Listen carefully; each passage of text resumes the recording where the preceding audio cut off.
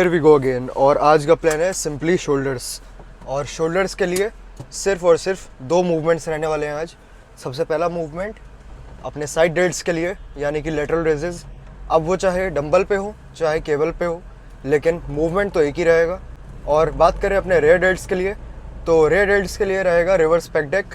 And obviously there are many options for rear delts like face pulls और rear delt cable flies. लेकिन सबसे ज़्यादा जिसमें मुझे मज़ा आता है और माइंड मसल कनेक्शन जिसमें सबसे ज़्यादा रहता है, तो वो है रिवर्स पेक डेक। और क्योंकि उसका जो मूवमेंट पाथ है वो एकदम फिक्स्ड पोजीशन पे रहता है, इसीलिए उसमें कोई भी स्टेबिलिटी का इशू नहीं रहता है और कोई भी अननेसेसरी मसल्स इन्वॉल्व नहीं होती हैं। एंड इवन अगर मैं बात करूँ लेटरल रेजेस की, if there was option of machine lateral raises, so I would definitely prefer that. और एक चीज़ जो मैं काफ़ी नोटिस कर रहा हूँ वो है चेंज इन माइंडसेट। अगर मैं अपने अर्लियर फेज़ की बात करूँ, तो जो भी मेरा एक माइंडसेट रहता था regarding lifting, so it was kind of like the more work you put the more results you get. So it is true that मैं ऐसे ही सोचता था पहले कि जितनी अगर ट्रेनिंग हम करेंगे तो उतने ही रिजल्ट्स हमें मिलेंगे। But really I don't think I was completely wrong. तो वर्कआउट, ट्रेनिंग और न्यूट्रिशन के बारे में I didn't have any clue. तो सिर्फ और सिर्फ ऑब्वियसली मेरे पास एक ही ऑप्शन था, वो था इंटरनेट पे एक्सप्लोर करना। So I did that. लेकिन एट दैट मोमेंट इंटरनेट पे तो बहुत सारे आर्टिकल्स या different kind of approaches available रहती हैं। So it is true that I was noob, so I didn't know what approach to follow and what will work best for मी।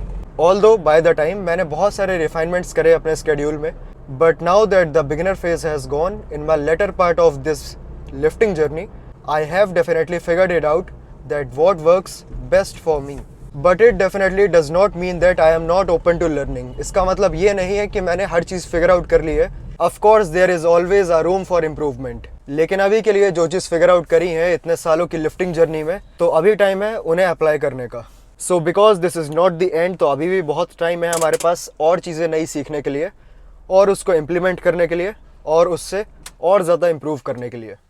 तो बात करते हैं आज का प्लान है शोल्डर्स, लेकिन सिर्फ और सिर्फ दो मूवमेंट्स रहने वाले हैं। तो चलो पहुंच गए जिम और सीधे स्टार्ट करते हैं अपना सेशन। ओके, तो आज के शोल्डर डे की starting as we already discussed, हमारी जो भी अप्रोच थी वो पहले से ही क्लियर है। सबसे पहले अपने रेयर डेल्ट्स का काम खत्म करते हैं, जो कि हम करने जा रहे हैं अपना पहला movement reverse pec deck machine. क्योंकि हमारा माइंड मसल कनेक्शन इस स्पेसिफिक मूवमेंट में सबसे ज़्यादा रहता है, तो इसीलिए I don't think there is a need to do any other movement. तो जल्दी से कंप्लीट करते हैं अपने दोनों set. Let's go.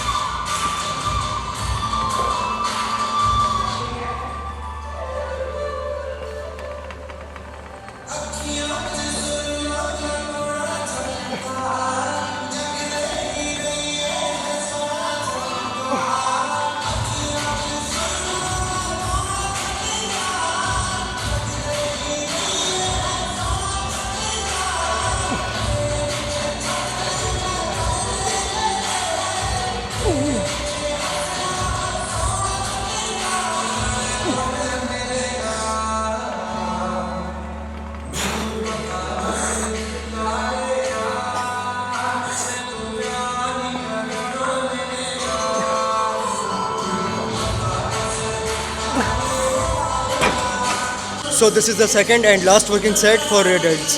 Let's make sure this has to be the true failure one.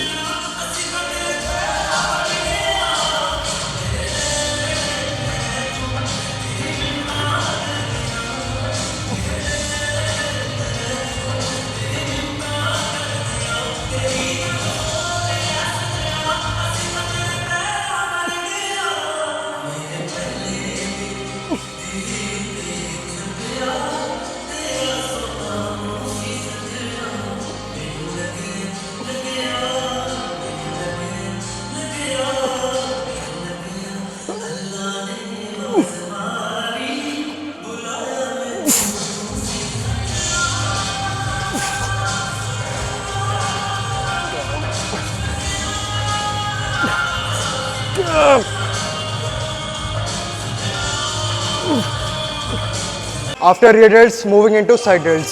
और साइड डेल्ट्स के लिए एक ही मूवमेंट। अगर लास्ट टाइम की बात करें तो आई डोंट रिमेंबर केबल पे लेटरल रेज करे थे या फिर डंबल पे करे थे। तो जो भी है आज के लिए प्लान एकदम क्लियर है, केबल लेटरल रेजेस और इसके भी सिमिलरली 2 वर्किंग सेट रहने वाले हैं। क्योंकि आज का हमारा जो भी पहला मूवमेंट था रिवर्स पेक डेक, तो ऑलरेडी मसल उसमें एक एक्टिवेटेड स्टेट में है, शोल्डर्स में काफ़ी पहले से एक्टिवेशन है। So for every movement we really don't need any warm up sets. Let's get straight into working set और जल्दी से इसके 2 सेट कंप्लीट करते हैं। और अगर नीड लगी तो लास्ट में सिर्फ एन्जॉयमेंट पर्पस के लिए हम फ्रंट डेल्ट्स करेंगे, और वरना यही एंड होगा आज के वर्कआउट का।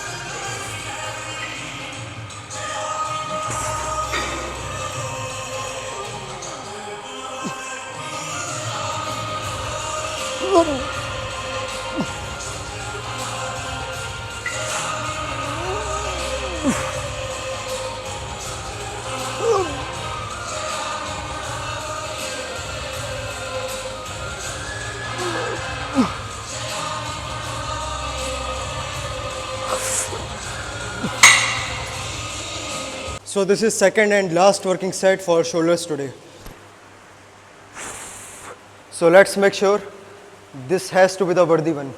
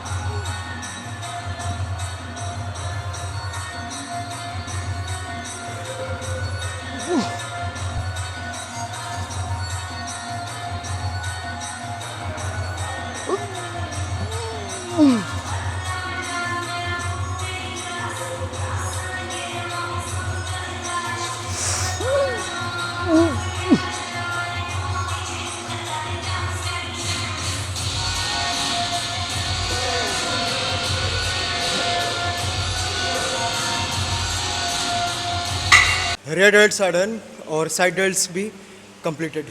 अब प्लान है सिर्फ एक सेट फ्रंट डेल्ट्स के लिए।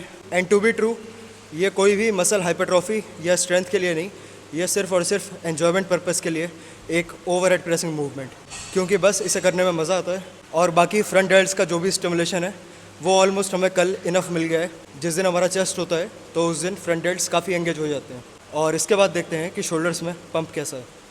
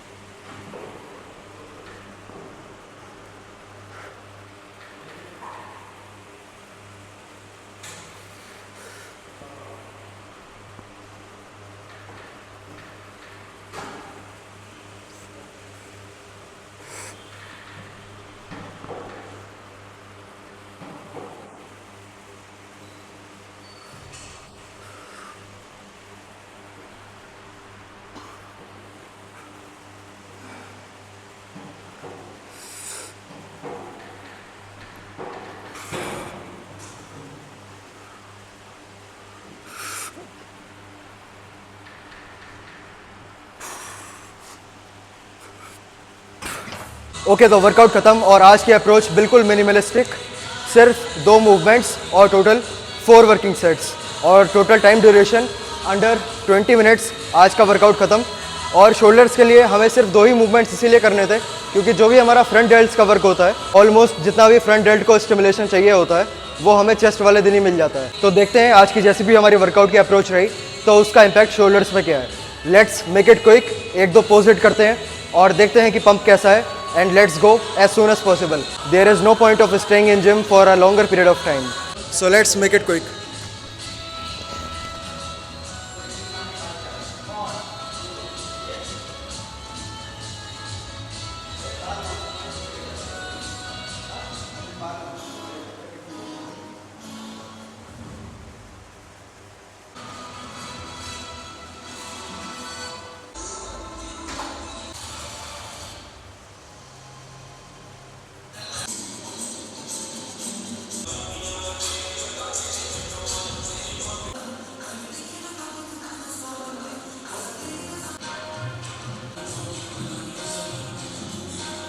Shoulder pump definitely on point और ये जो भी हमारे लेटरल और रेयर डेल्ट है ये धीरे धीरे कैचअप कर रहे हैं हमारे फ्रंट डेल्ट के साइज से। तो जब हमारे शोल्डर्स के तीनों हेड इक्वल हो जाएंगे so it definitely gonna look like a ball. और अगर अभी की भी बात करें तो shoulders are looking much better. तो पोजिंग और फ्लेक्स करना बंद करते हैं यहाँ पे, बाकी बातें कंटिन्यू करते हैं सीधे कार में। राइट, तो एंड ऑफ द सेशन और shoulders were really pumped up. और अगर बात करें आज के वर्कआउट की तो जस्ट लाइक यस्टरडे आज के लिए भी सिर्फ 2 movements and total 4 number of working sets. So was that really enough for shoulders? I think it is somewhat true.